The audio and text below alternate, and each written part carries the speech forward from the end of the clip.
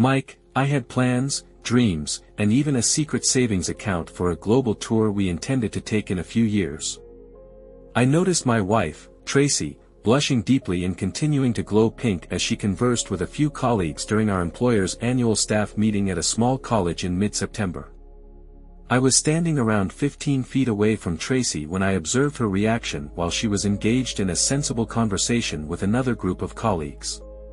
She was speaking with Rafe Searcy, the new associate professor of English literature, and Janet Barnes from the administration. Given that it was a Christian college, I doubted either of the other two had shared an inappropriate joke, which meant there was only one explanation for Tracy's skin color, especially her consistent hue. She was clearly aroused. After 23 years of marriage and 25 years together, you know almost everything about your partner, even if you don't pay much attention. If you pay attention, that is.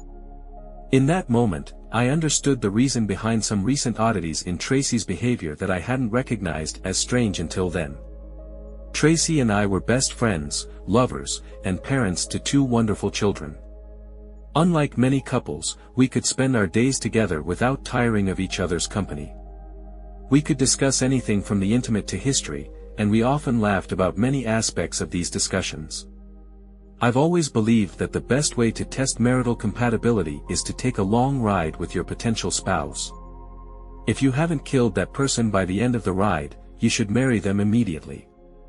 Tracy and I fit that profile. In my opinion, our intimate life was great. Yes, it had cooled from the white-hot passion of our courtship and early marriage, but it had picked up again when our younger daughter left for college the year before.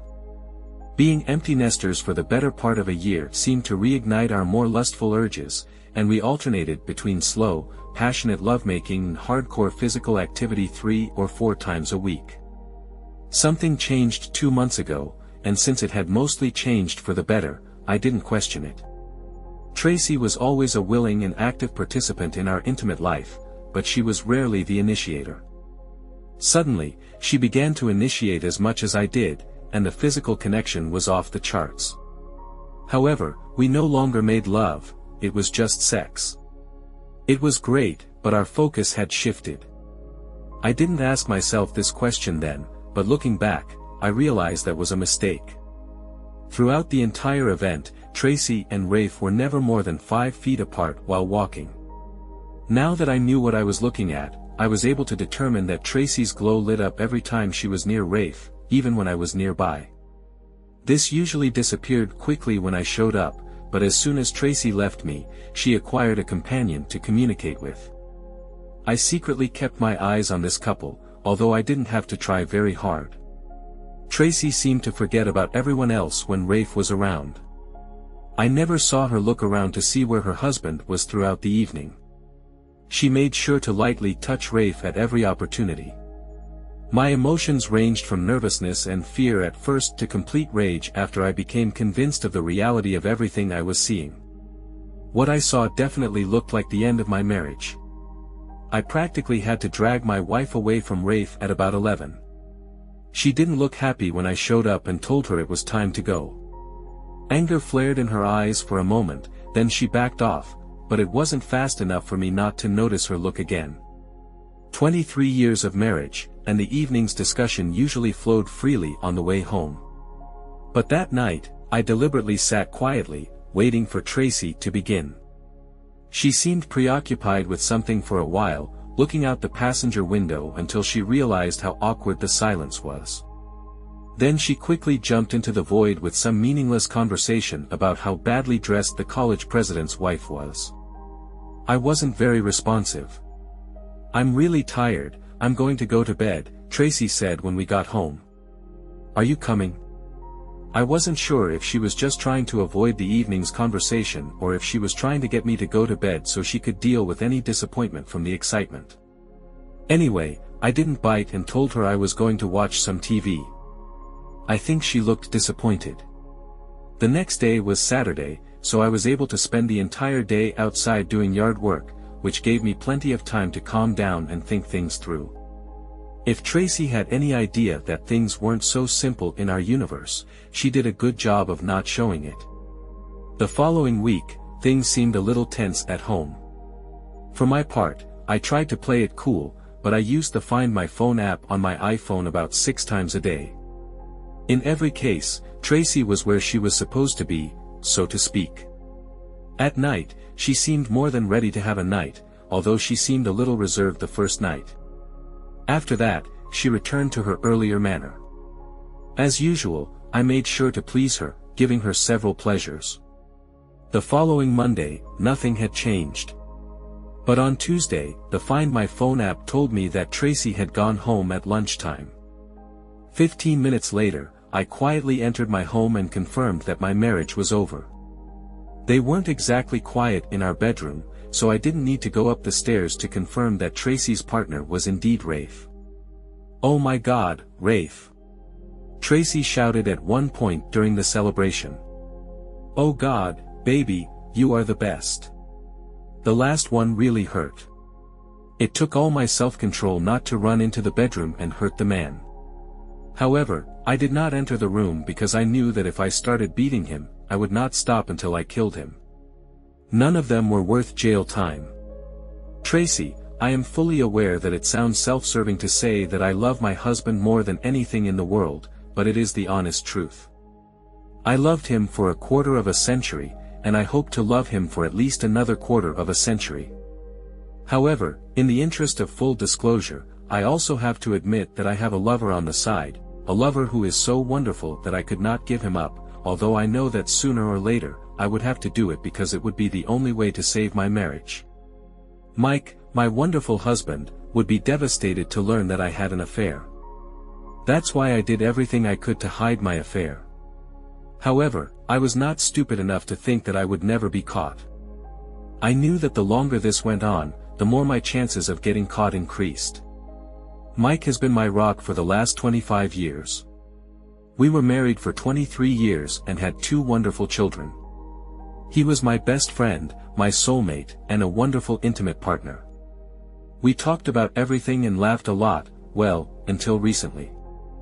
I had no intention of taking a lover when I met Rafe Cersei. For some reason, when he walked into the administration building a couple of days before school started, my life literally changed. Rafe was 30 years old, 6 feet 2 inches, very fit, with short brown hair and soft gray eyes. He was handsome but no George Clooney. I didn't work the rest of the day because I couldn't get Rafe out of my head.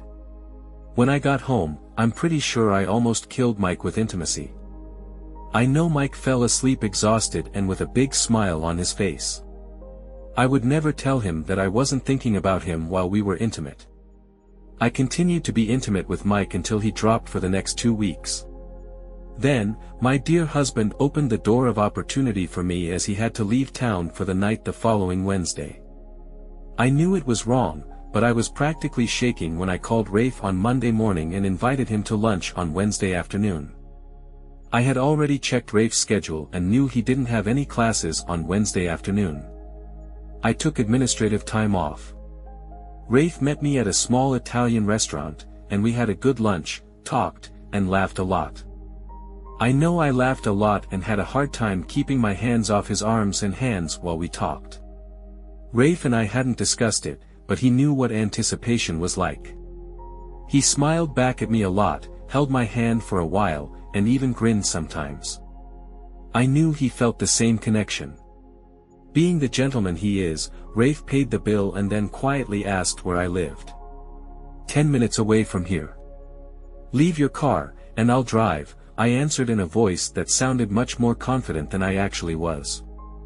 Knowing that Mike wouldn't be home until Thursday evening saved me a lot of anxiety about the upcoming event.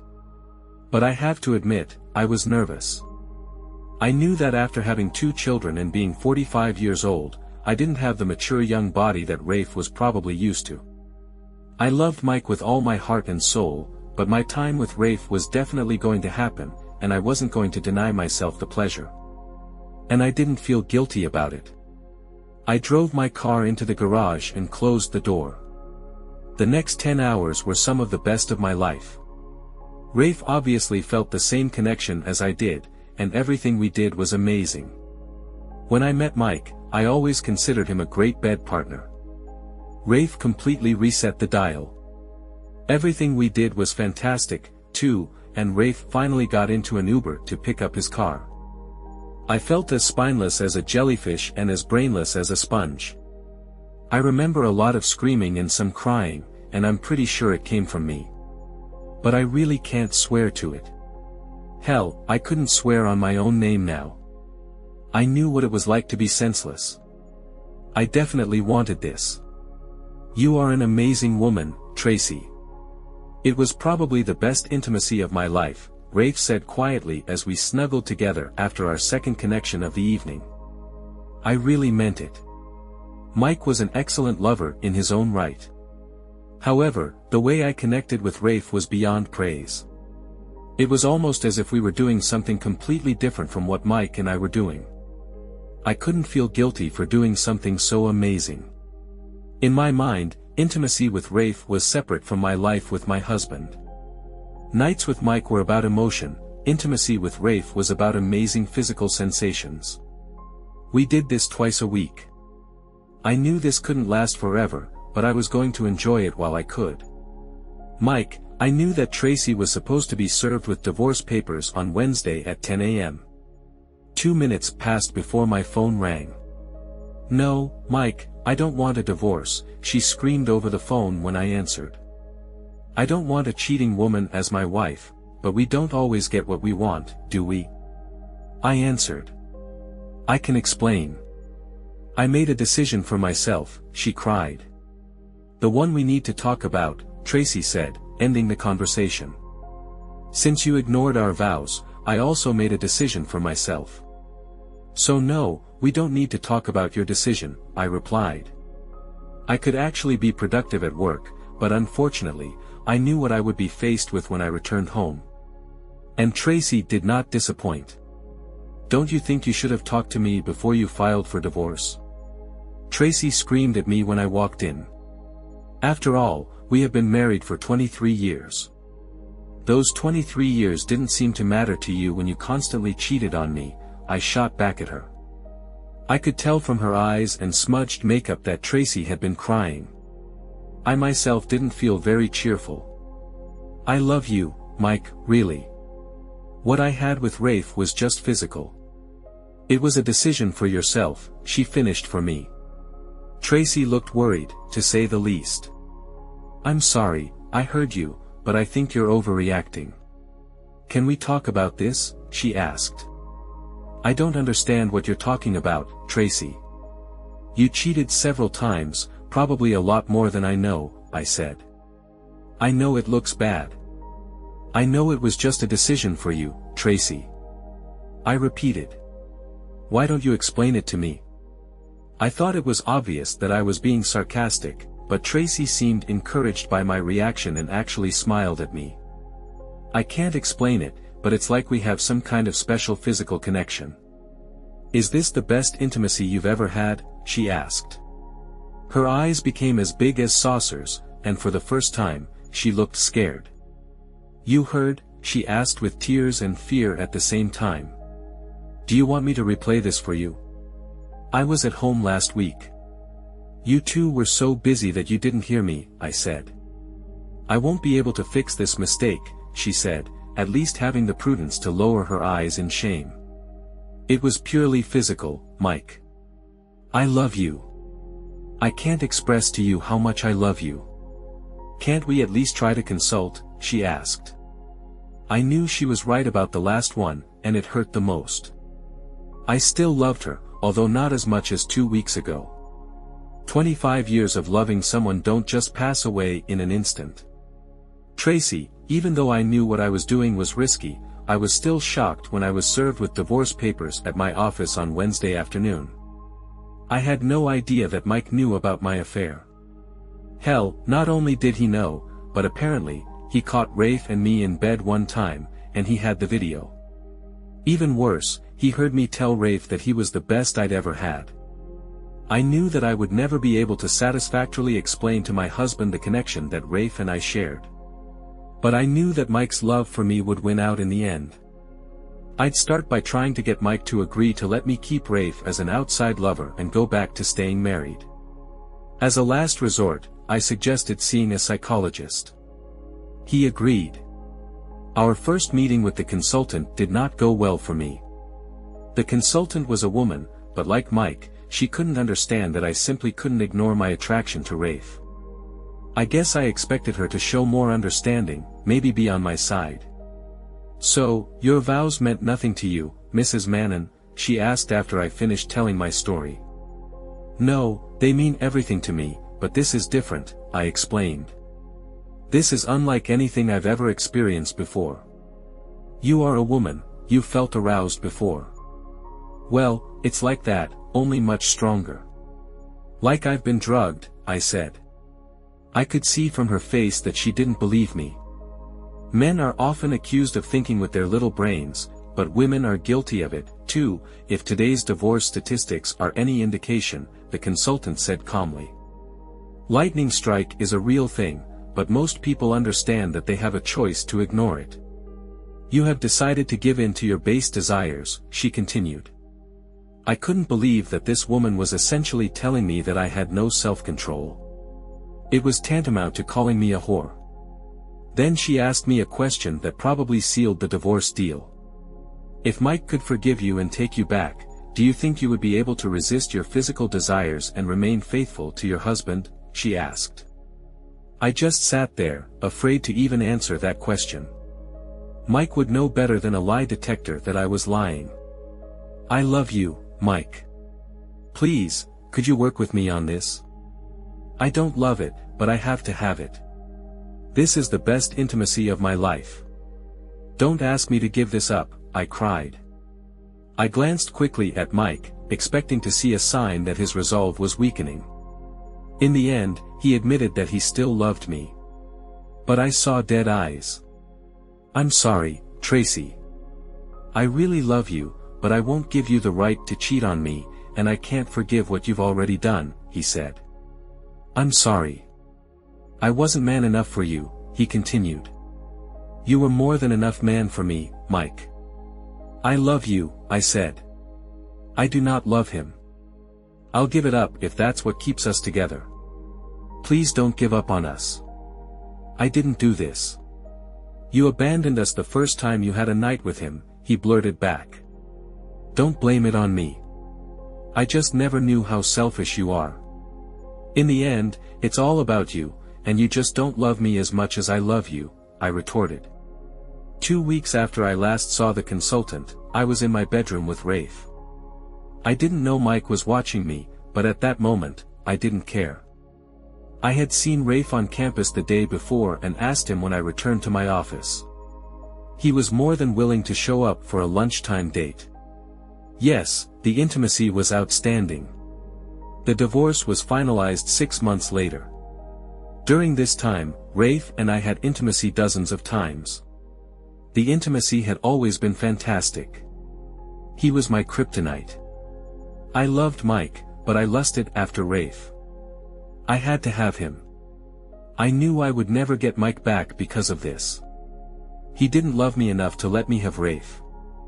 I couldn't believe that Tracy was actually trying to get me to let her keep her boyfriend and stay married to me. If you really love me, what nonsense. I thought to myself. Forget it. There's no way we're staying married. Period. I may have been an ignorant cuckold, but I wasn't going to be that stupid. I was very surprised that the marriage counselor we hired wasn't living in the same dreamland as Tracy. She practically called my wife a liar in our first session, and it hadn't gotten any better since then. She ended our sessions after the fourth by telling my wife that I would never back down from my position and that she supported me. I thought Tracy was going to die when the counselor told her to stop the sessions. I don't know if Tracy asked my daughters to try to stand up for her, but they both tried very hard.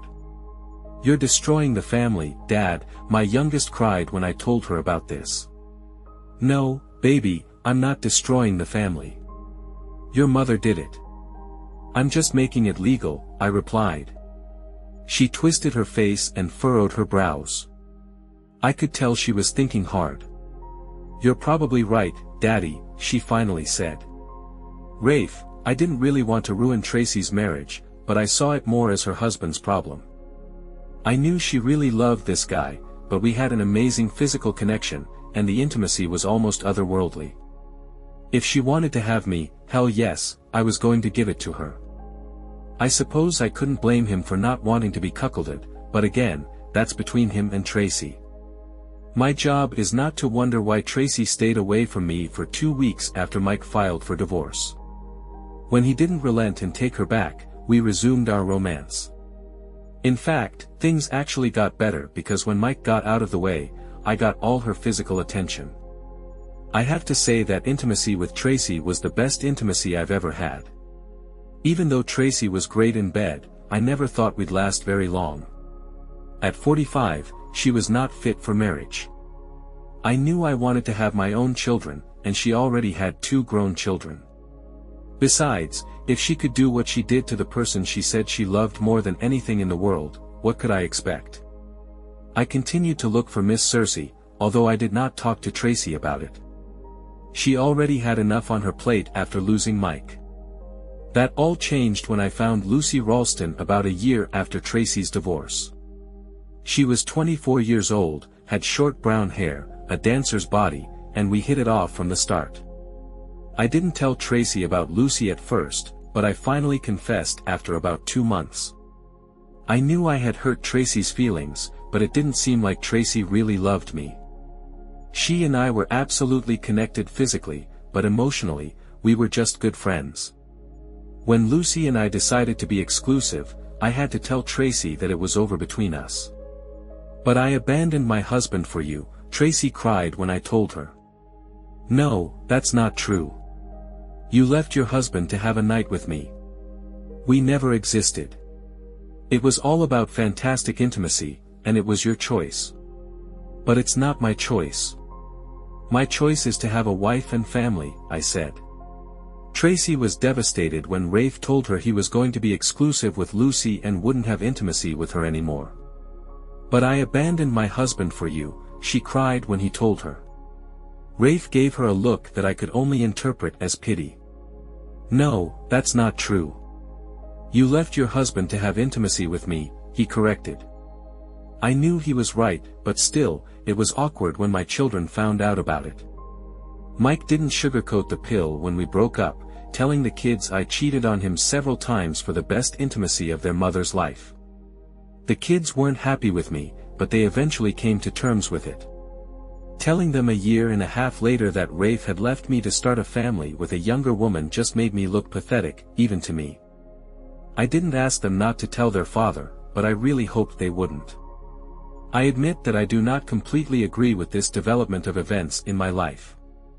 When the kids came home for Christmas, my oldest daughter just casually asked if they were going to meet my boyfriend.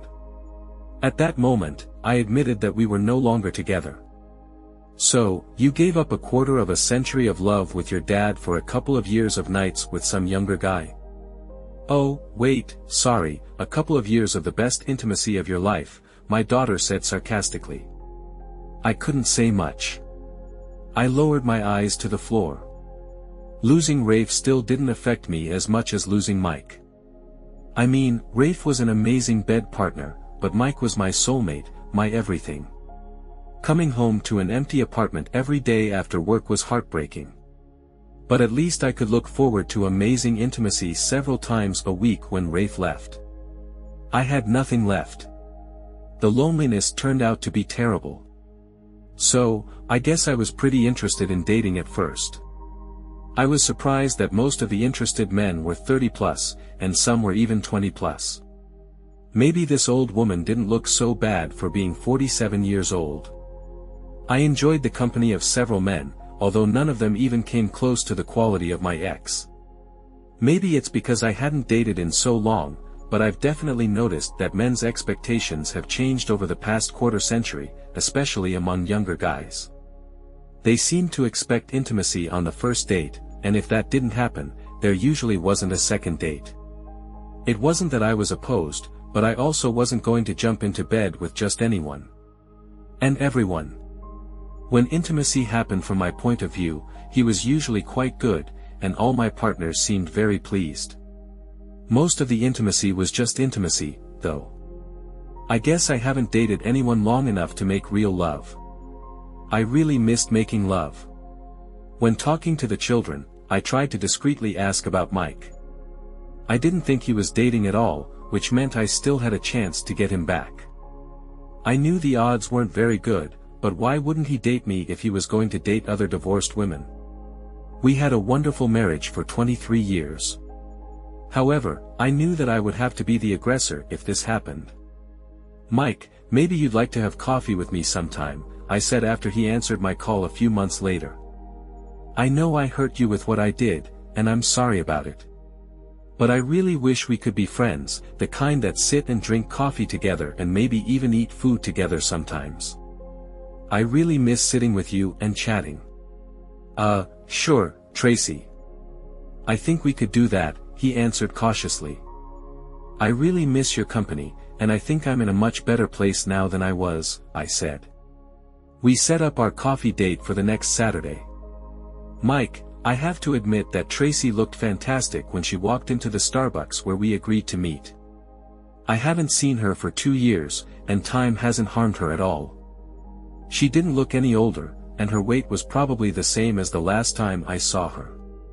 She had her hair cut to shoulder length, and the tight sweater she was wearing really showed off her full breasts. She was wearing almost no makeup, which only emphasized the fact that she was a beautiful woman. I stood up to greet her and stopped in my tracks, not sure if I should hug her or not. She answered that question for me by walking right into my space, gently kissing my cheek, and hugging me. I hugged her back. "How come no one has dragged you away yet?" a question involuntarily burst out. She blushed charmingly. "Apparently, not everyone has such good taste," she answered with a smile on her face. We ordered coffee and each received a cake. We talked about a variety of topics, just like when we were married. The conversation was so pleasant that we each drank our second cup of over-caffeinated Starbucks. "That was fun, Tracy," I said as we stood up to leave. "How about next time we have lunch together?" I think I surprised her with this invitation because her eyes widened when she looked at me.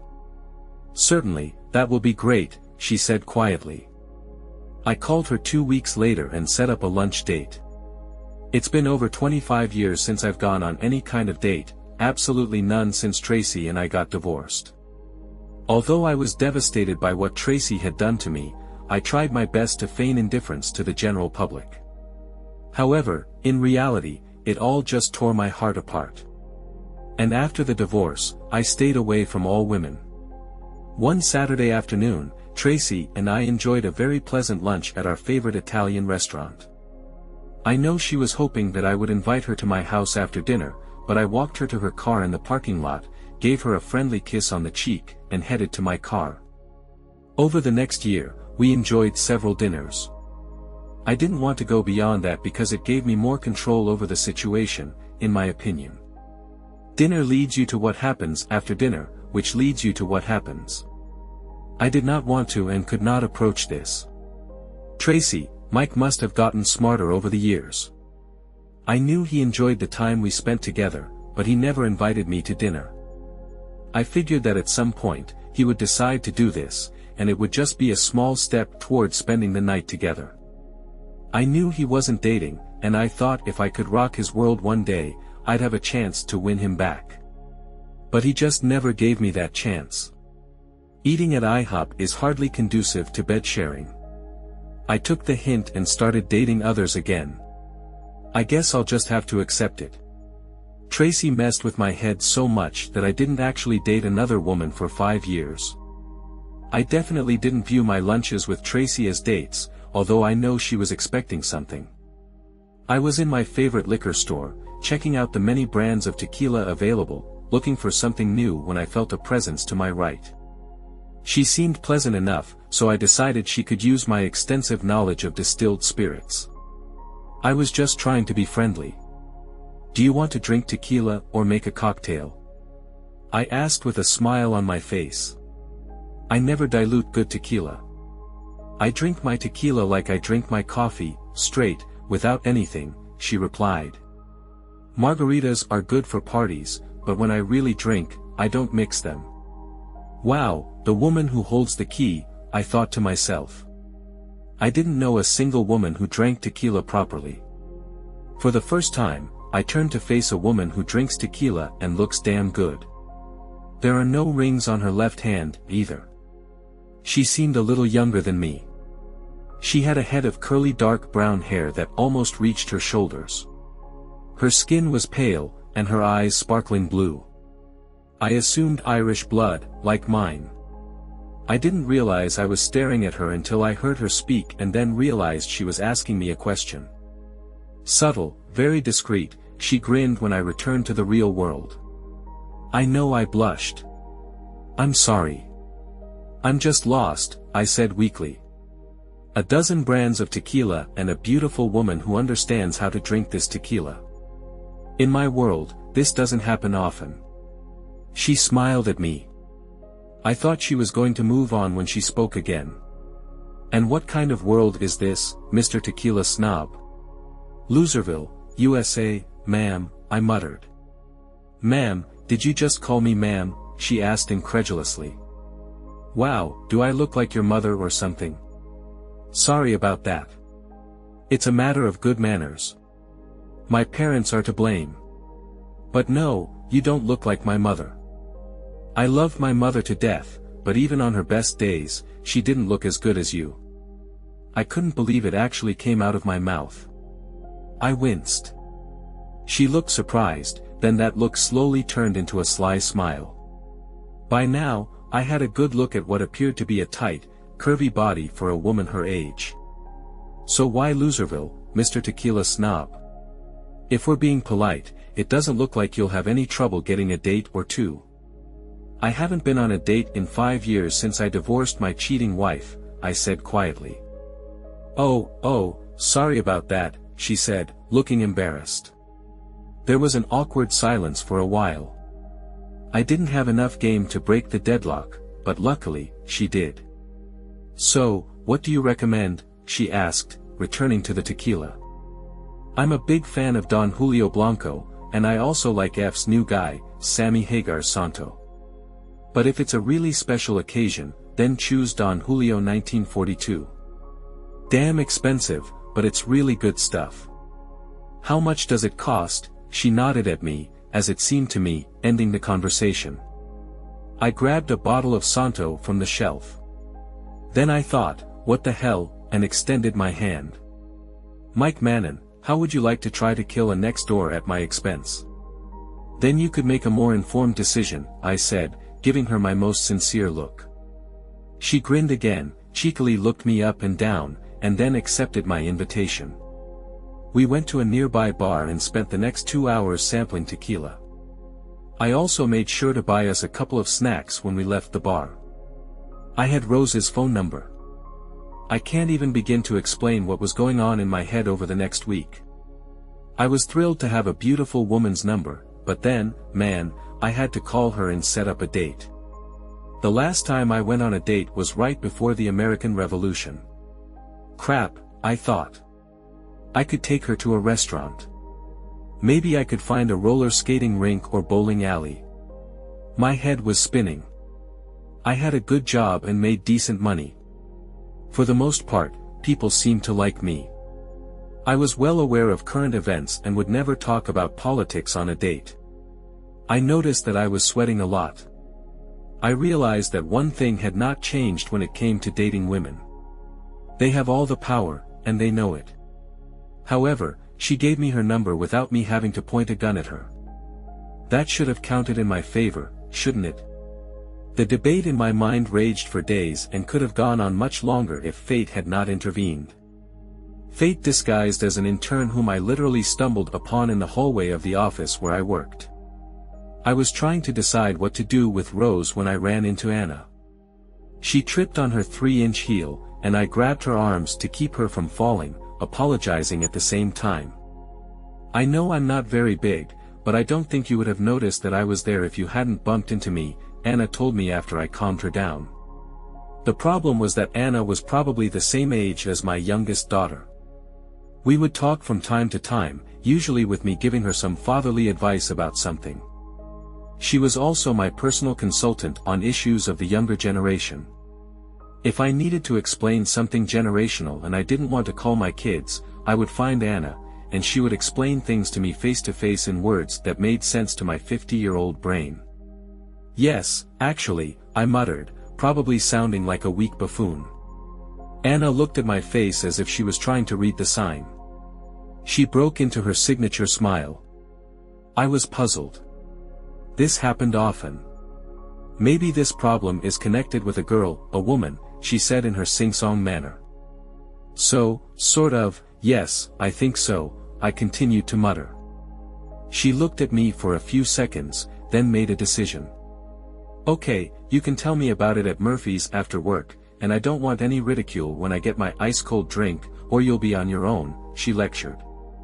We met at Murphy's later that day. Anna sat opposite me with a very cheerful expression on her face as I worried and stammered, talking about Rose. So, you haven't dated anyone since your divorce 5 years ago, with no one? Wow, I knew you were a little, but not to the same extent, she mimicked.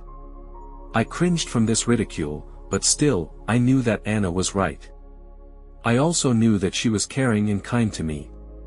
So, how long ago did she give you her number? This month, this year, it was 5 days ago, Anna continued. And if you continue to be smart, I'll turn you over my knee, I warned, only half seriously. Oh, we might both like this, she chirped back. I blushed seriously. Mike, what's the problem? You are not a troll. You have a lot ahead of you. Call her. Anna spent the next half hour telling me about some of the things she and her friends do on dates. I resisted the urge to pull out my notepad and take notes. Can you dance? She asked at one point. Who else has 3 left legs? I said. I'll take that as a no. You know, women really like it when a man asks them to dance. It's a kind of physical force that speeds up the process, she said with a big smile on her face. This is true, seriously. I always thought it was some kind of urban legend, I said. True, 100%. It's something like foreplay, she said, looking me straight in the eyes. La, I said, covering my ears. Oh, and by the way, don't forget to bring protection. You can't be too prepared, she said, looking me straight in the eyes. Yes, Mom, I answered sarcastically. I called Rose when I got home that evening and set up a date for the following Saturday. Anna told me not to spend too much time talking about my previous marriage, but to answer honestly any questions Rose asked about it. I felt awkward talking about what happened to a relative stranger, but Rose was very empathetic.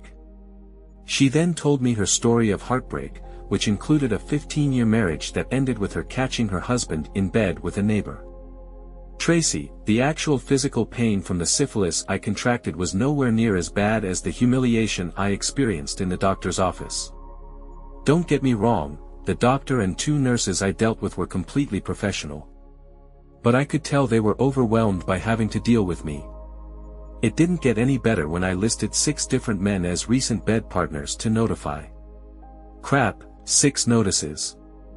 I heard one nurse whisper to another after she looked at my tests for the first time. It's probably good that she's not 25 anymore. I probably would have torn her face off if she had said that out loud to me. But I had to admit to myself that that comment sounded really bad. I haven't thought about it too much, but I've been making good use of being single the last few years. When Rafe left me after Mike divorced me, I probably went a little crazy. I think I may have been looking for someone to replace Mike and Rafe, but if that was the case, nothing even close came up. How could I replace what Mike and I had for 23 years, and how could I replace the incredible intimate connection that I had with Rafe? I don't know. Maybe in my mind, I compensated for quality with quantity. I never really thought about how many men I slept with until I had to report the number and list of my partners. Without a doubt, having intimacy with most of my partners without protection was stupid and irresponsible. It's not like I was drunk. I was always sober enough to know what I was doing, and I always chose guys who looked clean and well-groomed. But it's an old story. When you sleep with someone, you also sleep with everyone they've slept with recently. I just never thought, at least I didn't have to tell anyone about my problem. Mike, Rose, and I got married about a year after our first date. We both still had some trust issues, but we worked through them with love and the help of a really good counselor. I gently pushed Rose away, and we lay on our sides facing each other, both breathing heavily from the exertion. After 25 years of marriage, when both were 75 years old, making love once a week was enough. We spent another 10 minutes kissing and cuddling before falling asleep. To say that Rose was my savior is an understatement. After my divorce from Tracy, I was lost. Hell, I didn't even know how to date. She allowed me to feel my way, sometimes literally, and we kind of grew together. While I wouldn't put money on it, I found a soulmate to grow old with. Tracy, I was a little more leery of choosing partners when I came back into circulation after my problem. This was probably due in part to menopause, partly it's probably because although I looked pretty good when I hit 50, 20, and 30-year-olds weren't looking my way anymore. In fact, since there were far more single women than men between the ages of 40 and 50, the competition in these age groups was quite fierce. If anyone had asked me a few years ago, I would have told them it was a done deal. I was going to grow old with my loving husband, Mike. Because I was stupid, nothing came of it. I greatly overestimated my performance with Mike. I mistook his kindness for weakness. I thought he loved me so much that he would at least forgive me for my wrongdoing several years ago. I moved into a senior living community. My old house was too big for me alone.